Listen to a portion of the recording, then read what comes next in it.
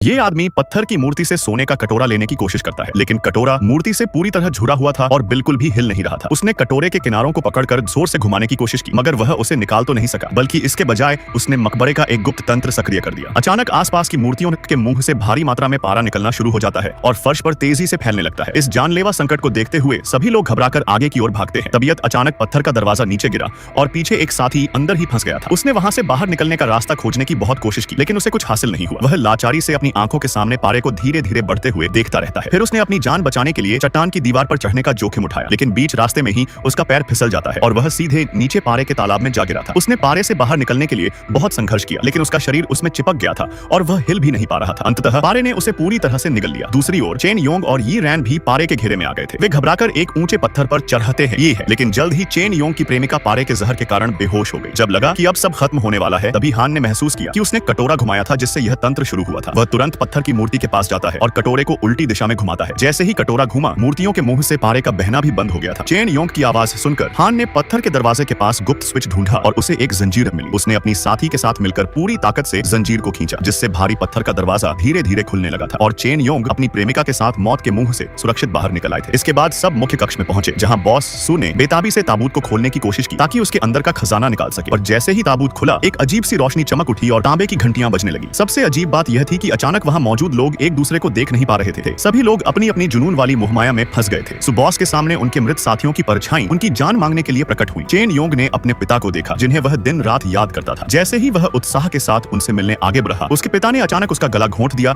और उसे बेरहमी से पीटना शुरू कर दिया। शुक्र है कि चेन योंग समय रहते होश में आ गया। जब उसने अपने साथियों को भ्रम में एक दूसरे को मारते हुए देखा, तो उसे तुरंत एहसास हुआ कि यह सब प्राचीन मकबरे द्वारा बनाया गया एक माया जाल था। चेन योंग तुरंत संघर्ष करते हुए ताबूत के पास पहुंचता है और अपनी पुश्तैनी तकनीक का उपयोग करके चारों दिशाओं के तंत्र को खोल देता है। ताबूत खुलने के बाद वह उस पर कूद गया और जैसे ही वह ताबूत से ड्रैगन स्टोन निकालने के लिए बढ़ा, एक और शक्तिशाली भ्रम ने उस पर हमला कर दिया था। लेकिन उसने हिम्मत नहीं हारी और अपनी इच्छा शक्ति के दम पर ड्रैगन स्टोन को मजबूती से थाम लिया। क्षण भर में मकबरे की सारी अजीबोगरीब घटनाएं और भ्रम गायब हो गए। जब बाकी लोग होश में आए, तो उन्होंने पाया कि सू बॉस की पहले ही डर के मारे मौत हो चुकी थी। चेन योंग ने दुख से कहा कि उसने अपने पिता को गलत समझा था, जिन्होंने अपनी जान देकर परिवार के लिए बलिदान दिया था। अभी लोग इस सदमे से उबर ही रहे थे कि एक विशाल रक्षक ड्रैगन अचानक मकबरे में घुस आया और उसने बाहर निकलने के रास्ते को बंद कर दिया। संकट की इस घड़ी में ईरान ने चेन योंग के हाथ से ड्रैगन स्टोन लिया और उसे वापस ताबूत में रख दिया। उसने वादा किया कि वे अब कभी वापस नहीं आएंगे। यह देखकर रक्षक ड्रैगन शांत हो गया और उसने चेन योंग के पिता का गोल्ड डिगिंग ताबीज उन्हें लौटा दिया। सच्चाई सामने आने पर बाहर जाने का रास्ता खुल गया था। अपने पिता की आखिरी निशानी